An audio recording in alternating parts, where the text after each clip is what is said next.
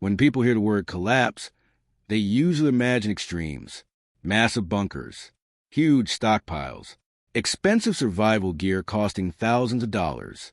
And because of that image, many people immediately assume preparedness is financially impossible. But experienced people understand something important. Most real-world instability happens gradually, not all at once. Now here's why that matters. Systems usually weaken in layers: rising prices, supply shortages, delayed services, infrastructure strain, power interruptions, reduced purchasing power. And those slower disruptions can often be handled surprisingly well through low-cost preparation.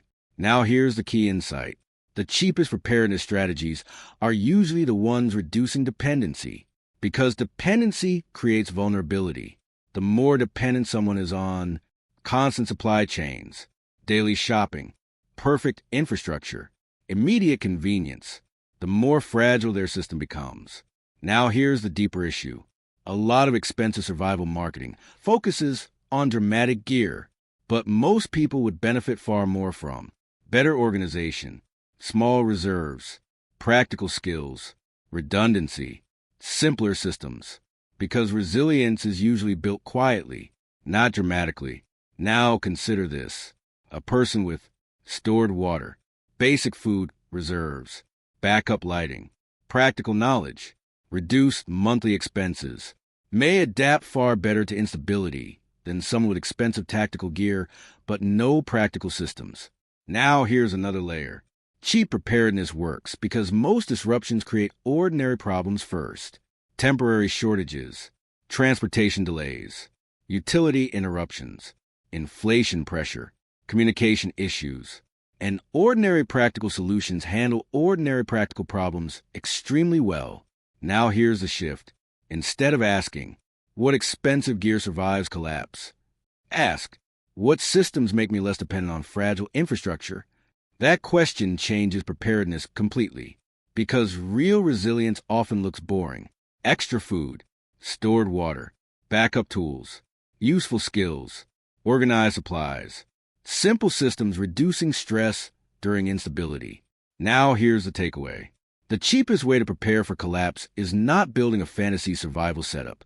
It's gradually reducing the number of ways unstable systems can immediately hurt you. And surprisingly often, that process costs far less money than most people expect, while creating far more practical long-term stability than expensive gear collections ever could. Item 1. Reduce dependency on daily shopping.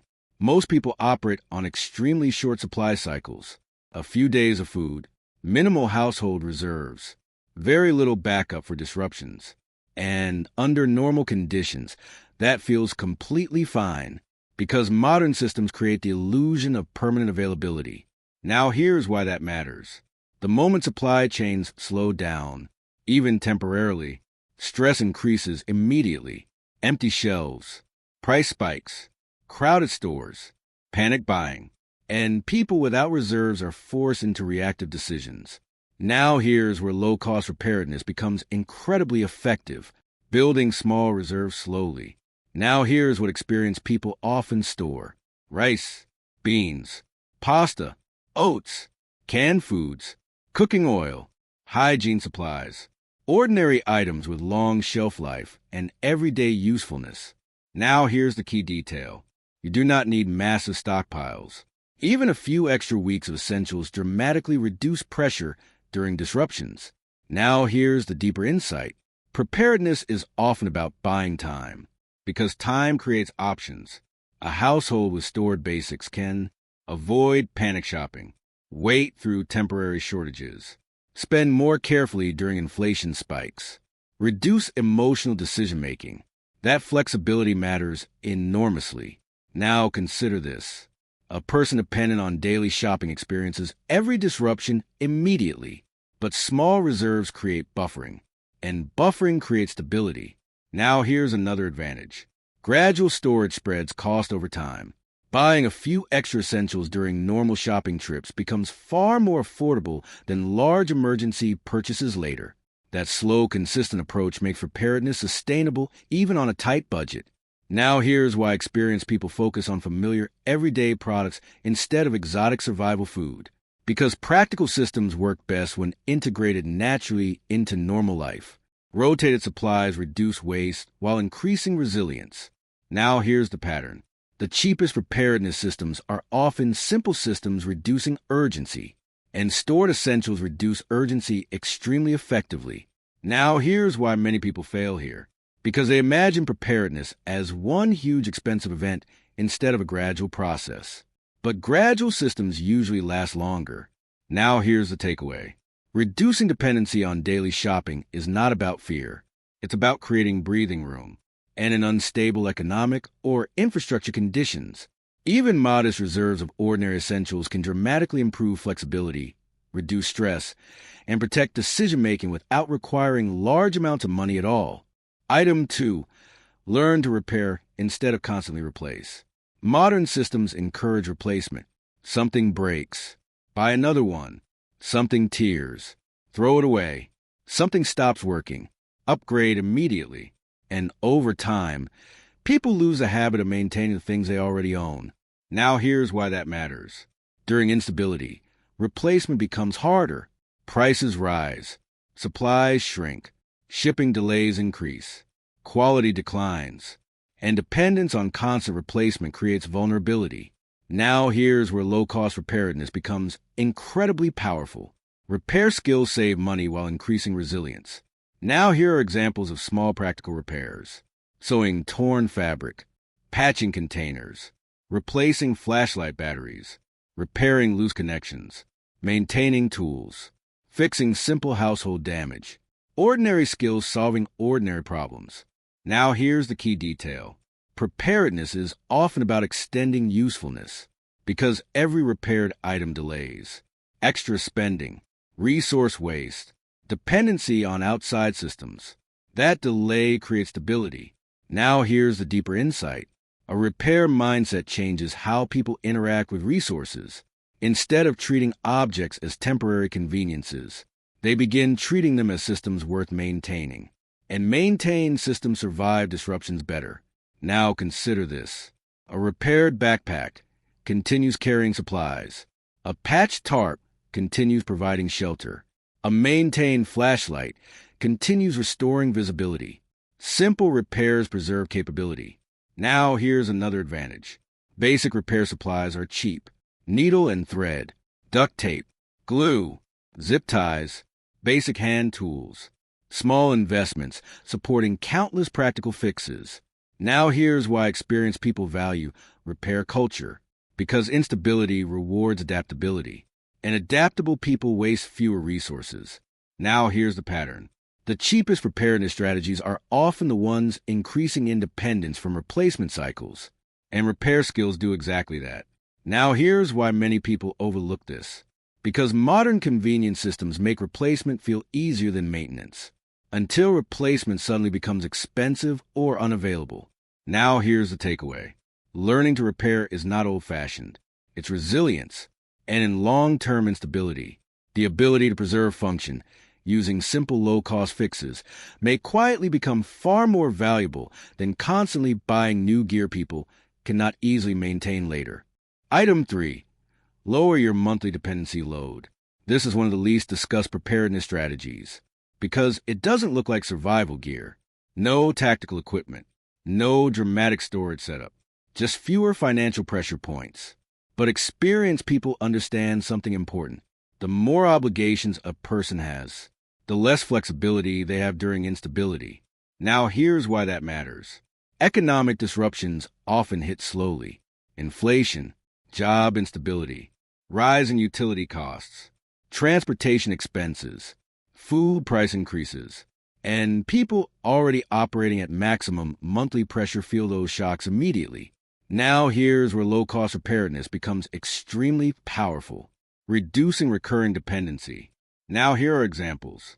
Reducing unnecessary subscriptions. Paying down high-interest debt. Lowering wasteful spending. Improving food efficiency. Using equipment longer before replacing it. Simple financial resilience systems. Now here's the key detail. Preparedness is often about creating margin, Because margin creates recovery space. A household with lower monthly pressure can handle temporary disruptions longer, adapt more calmly, avoid panic decisions, redirect money toward essentials faster. That flexibility matters enormously during unstable periods. Now here's the deeper insight.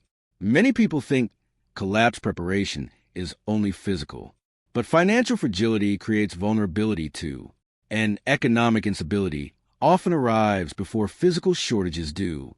Now consider this. A person heavily dependent on perfect monthly income experiences stress immediately after disruption, but lower dependency creates breathing room, and breathing room improves decision-making dramatically. Now here's another advantage. Reducing dependency costs little or nothing. In many cases, it actually saves money while increasing resilience simultaneously. That makes it one of the most efficient preparedness strategies possible. Now here's why experienced people focus heavily on sustainability. Because preparedness systems only work long-term if they are financially maintainable. And sustainable systems survive longer than extreme systems. Now here's the pattern. The cheapest preparedness strategies are usually the ones reducing pressure instead of adding complexity. And lower dependency reduces pressure across nearly every category of life. Now here's why people ignore this. Because financial preparedness feels less exciting than gear purchases. But resilience is rarely exciting. It's stable. Now here's the takeaway. Lowering your monthly dependency load is not just budgeting, it's survival flexibility. And during long periods of instability, the ability to operate with fewer financial pressure points may become one of the strongest forms of preparedness a person can quietly build over time. Item 4. Build practical community connections. This is one of the most underrated preparedness strategies possible. Because modern culture pushes extreme individualism, people imagine survival as isolated bunkers, lone survivalists, independent self-sufficiency. But experienced people understand something much older and much more realistic. Communities survive instability better than isolated individuals. Now here's why that matters. No single person can master every skill or solve every problem alone. But strong networks create shared resilience. Now here's where low-cost preparedness becomes incredibly powerful. Relationships cost far less than infrastructure. Now consider the practical value of knowing people who understand repairs, grow food, share information, have medical knowledge, own useful tools, provide emotional stability during stress. Those connections create adaptability far beyond what gear alone provides. Now here's the key detail. Preparedness is often about resource access, and community expands access dramatically, not through dependence, through cooperation. Now here's the deeper insight. During instability, people usually struggle most when isolated. Information becomes limited, stress increases, problem-solving narrows. Resources become harder to manage alone, but trusted relationships distribute pressure across multiple people and skills. Now consider this. One person may have tools. Another may understand repairs. Another may share transportation. Another may provide reliable information. Shared capability creates stronger systems than isolated capability. Now here's another advantage. Community improves emotional resilience. And emotional stability matters more than many people realize during prolonged uncertainty. People make better decisions when stress is lower, information is shared, responsibilities are distributed, support systems exist. Now zoom out and look at the full low-cost collapse preparation strategy together. Reduce dependency on daily shopping. Learn to repair instead of replace. Lower monthly dependency pressure. Build practical community connections. Notice something important. None require huge spending. None rely heavily on expensive survival gear. But together they reduce vulnerability across food systems, financial systems, infrastructure systems, emotional systems, social systems. And that's the real lesson. Now here's the pattern experience people understand. Collapse preparation is rarely about dramatic survival fantasies. It's about increasing adaptability before systems become unreliable. And adaptability is usually built through Simplicity, redundancy, practical skills, reduced dependency, strong relationships, not expensive gear collections. Now here's why cheap preparedness often works better than expensive preparedness. Because it focuses on systems that actually matter during long-term instability. Reliable habits, useful knowledge, flexible networks, sustainable routines. Now here's the final takeaway. The cheapest way to prepare for collapse is not buying the most impressive equipment. It's gradually building a life that depends less on fragile systems failing perfectly every single day. And often, that quiet, steady reduction of dependency creates far more real-world resilience than expensive survival gear ever could.